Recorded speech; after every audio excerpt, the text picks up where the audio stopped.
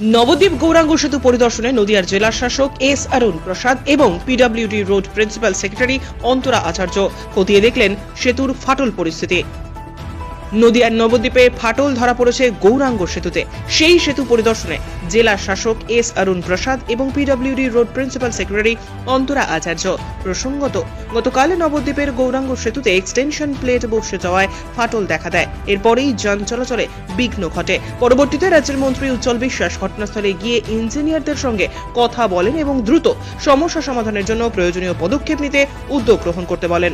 তবে সকাল থেকেই নদিয়ার জেলা শাসকের সঙ্গে নিয়ে ঘটনাস্থলে উপস্থিত হন PWD road principal secretary Antara আচার্য।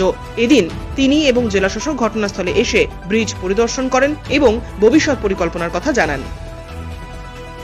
একটাই জানা, ব্রিজের কন্ডিশন কি দেখলেন?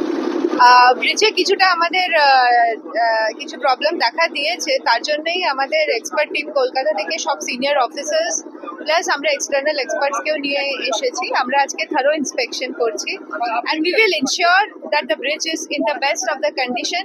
তার জন্য what ever it takes PWD West Bengal তার জন্য সব স্টেপস নিচ্ছে।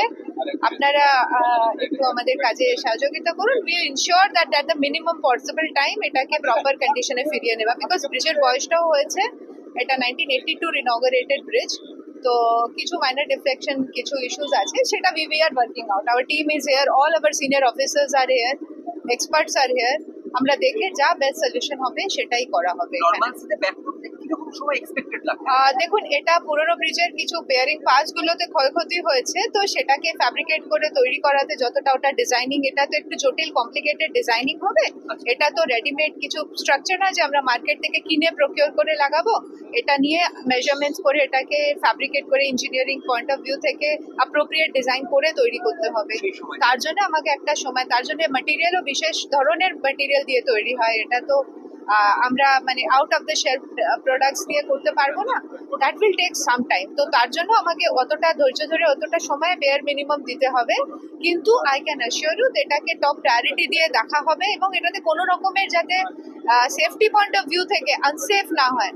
We'll take all the steps to ensure that. Till then এই কন্ট্রোলিংটা চলবে। একটু কন্ট্রোলড ওয়েতে আমাদের ভেহিকল দিতে হবে, বিকজ এখন অবধি পুরোপুরি সুস্থ না হলে এটাতে হেভি ভেহিকল মুভ করলে আমরা মনে করছি খুব আনসেফ আমরা অবস্থা অ্যাবসলিউটলি করতে দেব না।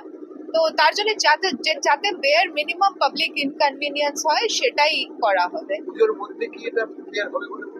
এখন তো কাজ চলছে যা হচ্ছে। এখন একটা আমরা টেম্পোরারিলি যা এটাকে স্টেবিলাইজ করার সেটা করছি, কিন্তু লং টার্মে তো আমাকে এটাকে রিস্টোর বা এটাকে পুরোপুরি যা প্রবলেমটাকে তো রিস্টোর করতে হবে। তার জন্য যা step that will take some time, but immediate steps will continue. এখন যে আমরা কাজ এটাকে ফেলে যাওয়ার প্রশ্নই উঠছে না।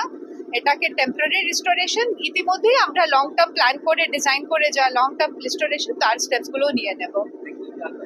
ধন্যবাদ।